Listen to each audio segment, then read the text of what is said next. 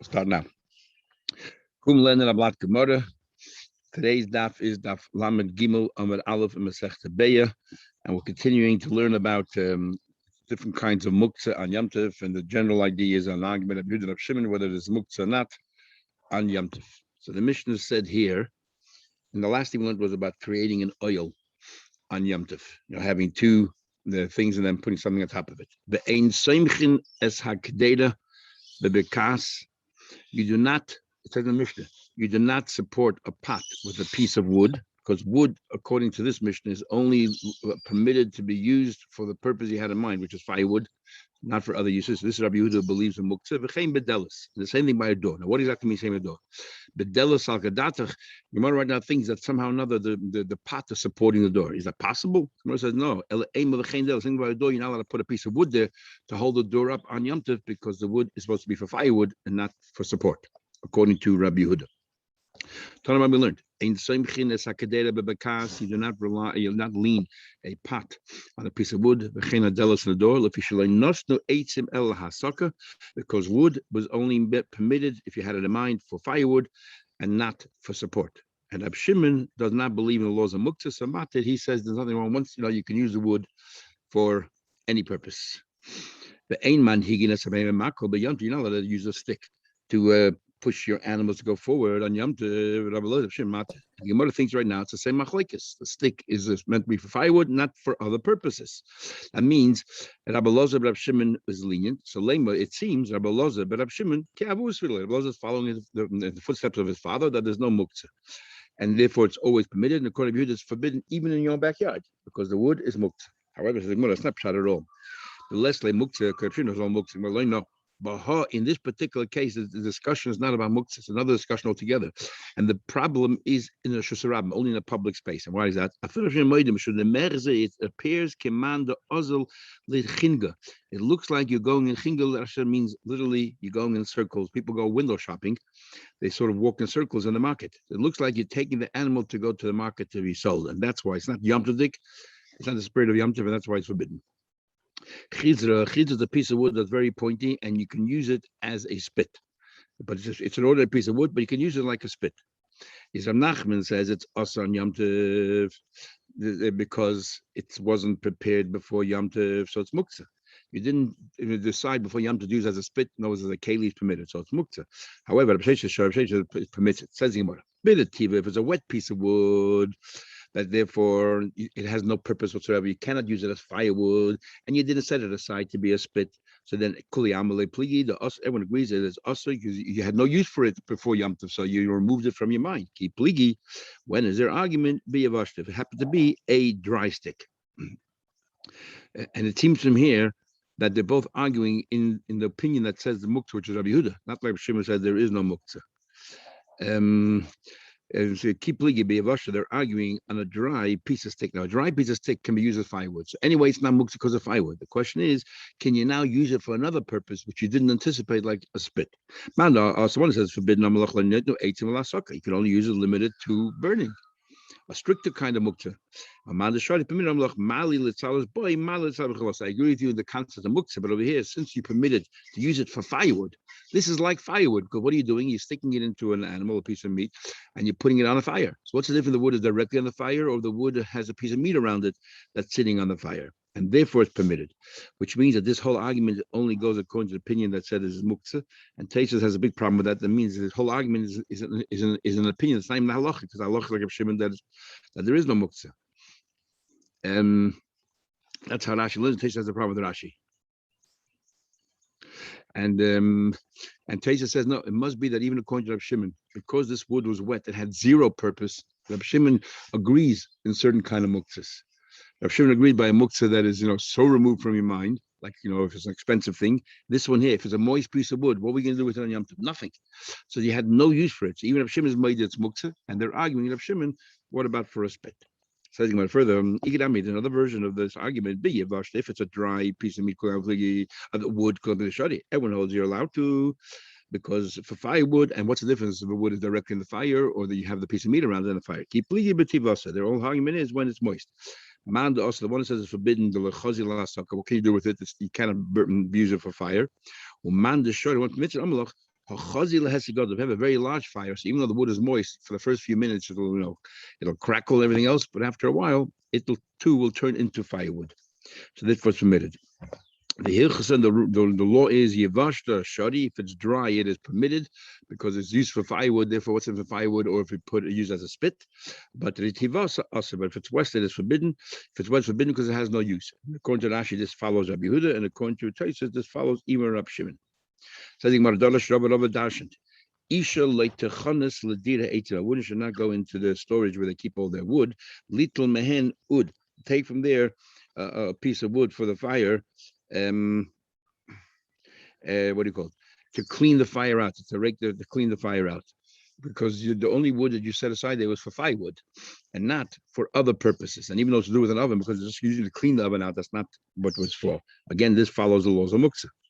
The ud shenishber, and the ud that broke, if it broke on Yom Tov, you cannot use it again because you didn't anticipate to use it prior to Yom Tov. You can only use firewood, something which is already a vessel, so it's not muktzah. But you cannot use a firewood broken parts of kelim because it's muktzah. You didn't anticipate to use it before Yom Tov. Says the Gemara, that means it sounds like Rabbi Yehuda rules like Rabbi Yehuda that there is muktzah on Yom Tov. The Isle muktzah because he believes in muktzah. But the question is, Rabbi once said to his shamish, Tavi li bar avza, I want you to go ahead and grill for me this goose, v'shadi meil, and give the intestines to a cat. Now the question is, according to Rabbi Yehuda, you cannot give the intestines to a cat. According to Rabbi Yehuda, an animal that died on Yom Tov, you didn't anticipate to give it to your animal, even though it was suitable for you. But we had in the beginning of the Masechta, muchen la'adam lehavi muchen le'behema. Something that was suitable for me is not suitable for an animal. So l'chayda, it's totally muktzah. And Rava said, no problem, feed it to the cats. Doesn't that show that Rava does not believe in the muktzah, does not follow Rabbi Yehuda? Says the Gemara, Hossam, there's different. Even the Issachai, he knew he was going to shech the goose over here. And since he also knew that the intestines, they go off very quickly. So he knew when he's going to shech the animal on Yom Tov, he also was going to give the intestines to this animal, to his cats, and therefore he anticipated this to use it. So it's not muktzah. Keep the Misachai, because if it go foul, even before Yom Tov, he knew he's planning to shech it. So therefore he knew that he was going to feed it to his cats. So it wasn't muktzah. We're up to the Mishnah, Lam Gimel Amar Aleph. Says the Mishnah, Rabbi Eliezer, we're continuing the theme of muktzah. Rabbi Eliezer says, Noitel Adam Kisim Mishalafonov. You're allowed to pick up a piece of wood that's in front of you in the house and use it as a toothpick. You can use it cleaning between your teeth. And now, according to Rashi, it doesn't necessarily have to be right in front of him. It could be anywhere, even in the courtyard, not even the house, even the courtyard, because we'll soon see. It says in the Gemara, the Mishnah, anything in the courtyard is readily available to you, according to Rabbi Eliezer.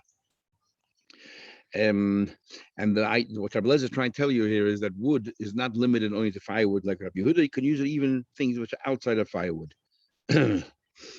And why does then he say dafka the wood in front of you? Because Rabban hold that even the wood in front of you cannot use to pick your teeth. So therefore he used that as an example, but it doesn't mean limited to that.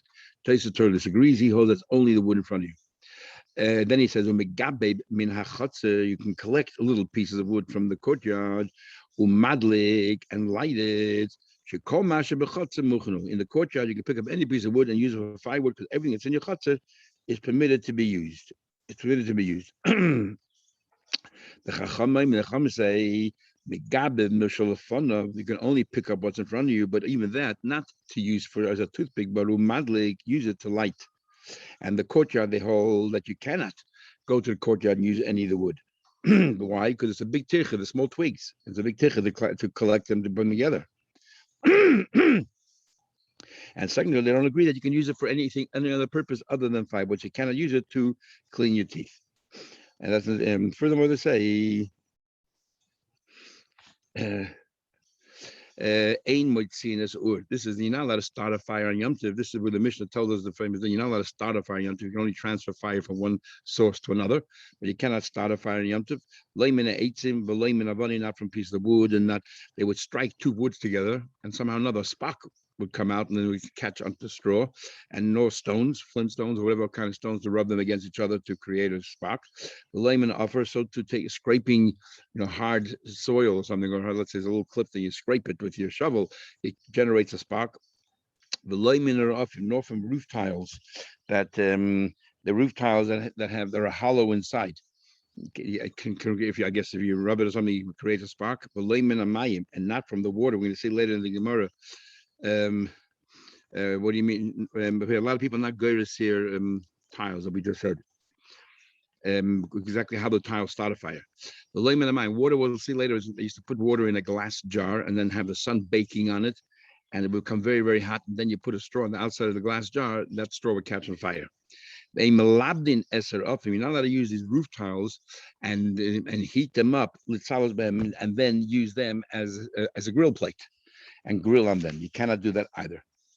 And we'll explain that tomorrow. Something about fodder for an animal like straw or leaves is ein behem shum tikkun kli. If you go ahead and you want to clip off the ends of it and to use it as a toothpick, and since it's not muktzah anyway, because you're feeding it to your animal, there's no problem of tikkun kli. You're not actually making a complete object, as we'll soon see. That's what Rabbi Huda said. So Eisvei Rav Kahana, Rabbi Huda. Rabbi Huda had a lot to say about muktzah, either in the name of Shmuel, or now he's saying in his own name. So Rav Kahana asked Rabbi Huda a question. It says in the Braisa, metaltalin atzei psamim, you're allowed to move around pieces of twigs of psamim, for beautiful fragrance, in order to smell them.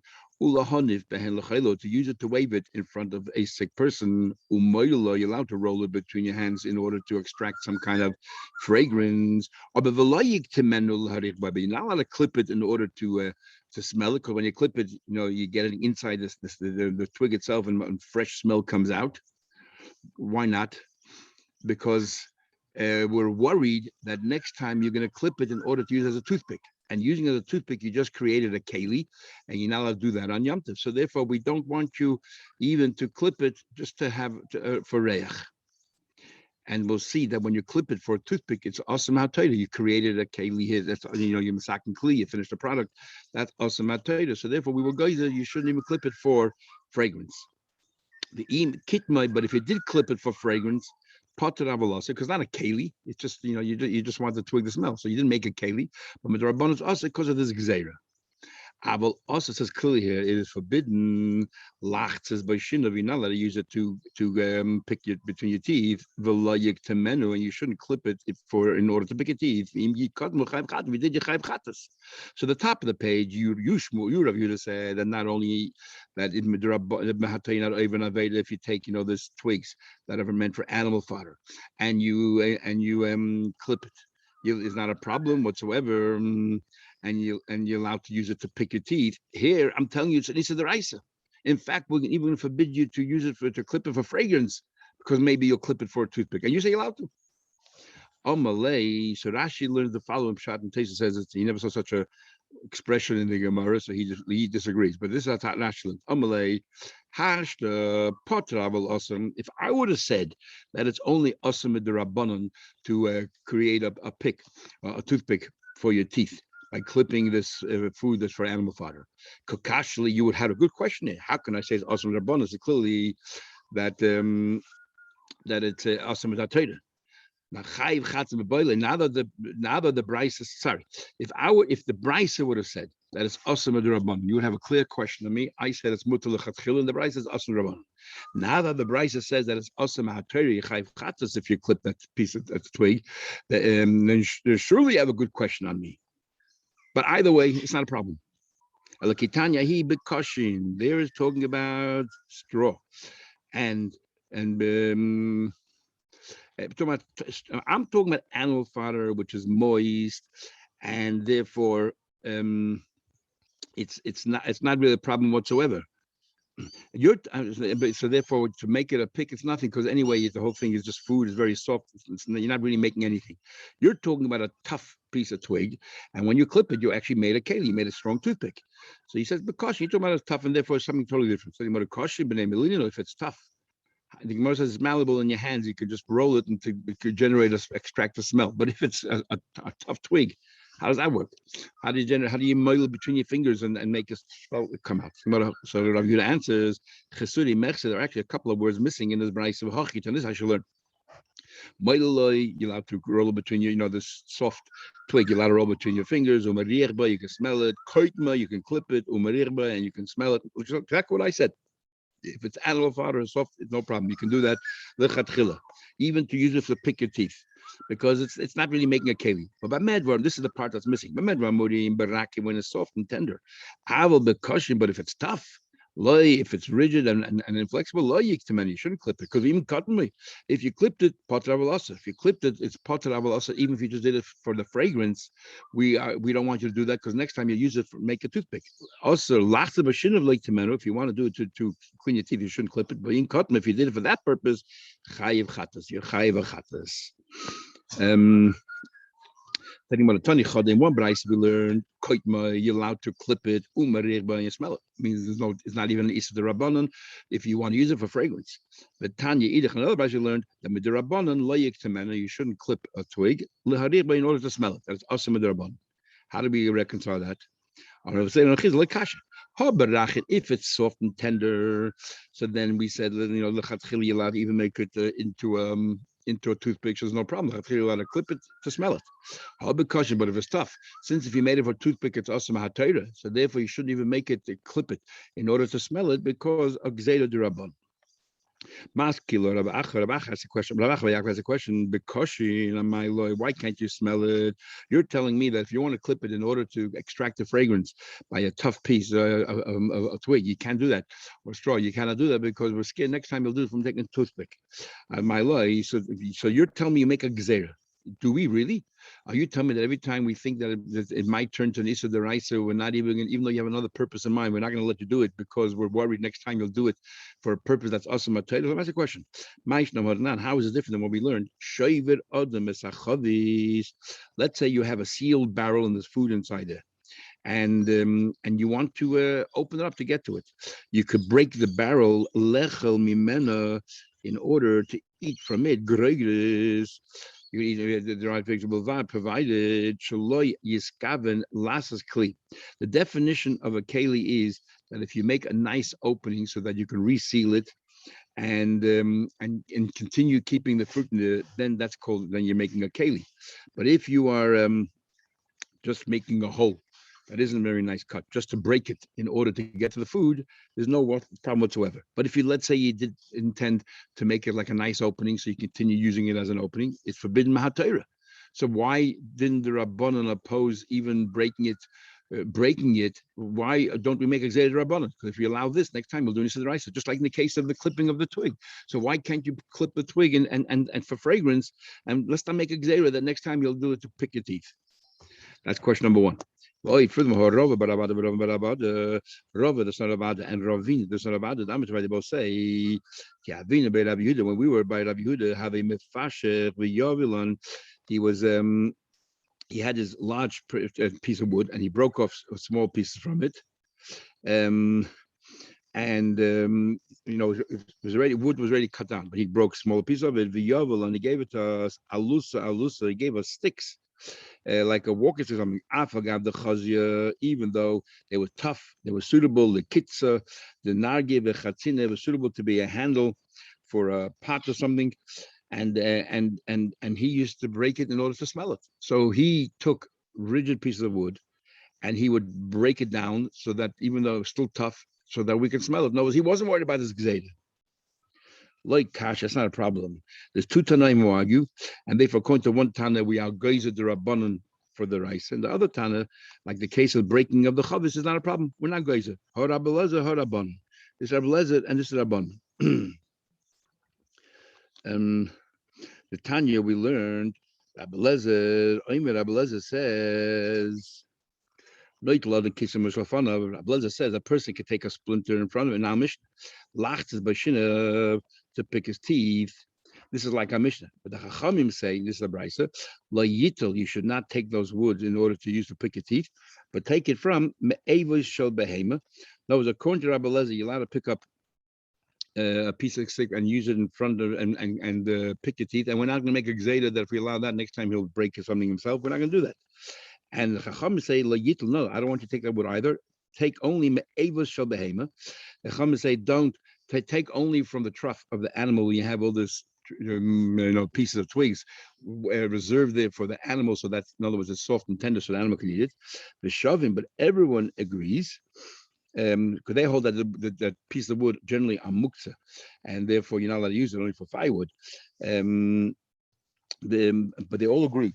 Shaloyik to menu, we don't want you to go ahead and clip off the tip of these twigs. Lachts is by you're not allowed to do cotton. If you did, lachts is by shinav in order to pick your teeth. All of Torah they'll use as a key, like a master key to open a lock. Is b'shagig b'shabbat chayiv chatas. B'mezid, what about mezid?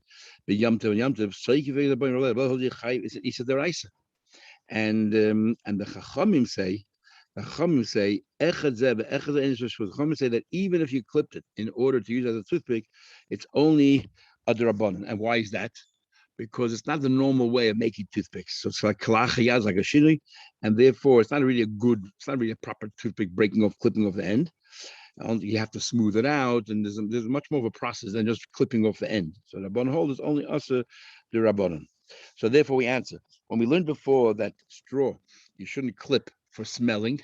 That means the Rabbanan is asa. That follows Rabbi Lezer who says, because if you did it for a toothpick, it's asa the raisa. So the Rabbanan are geyser for the raisa. When the other place that says, and this is Rabbi Yehuda, who broke off little twigs, he follows the Rabbanan, who say that even if you did it in order to be a toothpick, it's only also the Rabbanan. So if you clipped it in order to smell, we're not going to make a gzeda because you might be over an isa the Rabbanan. So therefore, he holds mutal chatchila. So the Gemara spells it out. Rabbi Lezer, they call it Chayiv Chat. Rabbi Lezer holds that it's Chayiv Chatas Hachapot Rabbi Lezer. So if you're clipping it for fragrance, it's the Rabbanan is forbidden. The Rabbanan, the Kamri Hasapot Rabbi Lezer, Rabbanan hold that even if you clipped it for a toothpick, it's only Osir with the Rabbanan. So then if you're doing it for fragrance, Hach over here, Mutal Chatchil, it's totally permitted. Says the Gemara, but we learned in the Mishnah that you're permitted to break a barrel, but as long as you make an opening, and making an opening is a deraisa. So it seems clear from here that even if you can come to an isa deraisa, we're not going to prescribe, and from breaking it, we're not going to make an isa rabban. We're not going to make that zeta. So how could Rabbi Lezer says we're not going to let you clip for fragrance because next time you might clip it for a toothpick? But let's say Rabbi Lezer now he doesn't agree with what we learned. Shoiver odem esachavis lechmen agregas that a person can break a barrel in order to eat from the dry fig without just kavas a kli. And when I make a gzela, we don't make a gzela there. Amar Vasha, according to Rabbi Lezer, Hitanyahi, when this time we say that you're permitted by the case of the barrel, there Rabbi Lezer is made, it's not a problem. We're not going to be geyser, might make it a keli because it's not really strong. B'mustiki, we're talking about a barrel that was broken and that you had to reassemble the barrel, all the fragments of the barrel, and you use some kind of a sap like a glue, and therefore because it's not really strong, it's not really we're not worried you're going to really want it to be a long-lasting keli because it's not strong enough. And Rashi says he heard this from very last from Rabbi Shmuel, that's known as the Chassid from Barbeshta, which is a city in Spain, in Aragon, Spain. This is the whole discussion about if you're allowed to open things on Shabbos like cans and all that kind of stuff. Are you creating a keli? And many poskim hold, some poskim hold you're not allowed to, and many poskim hold you're allowed to because it's not really, you don't reuse it. It's not really a keli. It's a disposable item. You can throw it out. So it's like a mustiki. It's like a mustiki, and therefore you're allowed to. The Taisa is very interesting on the side. Taisa wants to know, so how come Motzei Shabbos that falls into Yom Tov, if Yom Tov is Sunday, why is it that we don't do Psamim Motzei Shabbos? So Taisa's initial thought was because we're worried if you're going to do Psamim, maybe next time you're going to clip off the twigs. So they used to use like twigs to pass it like this fire and do shul.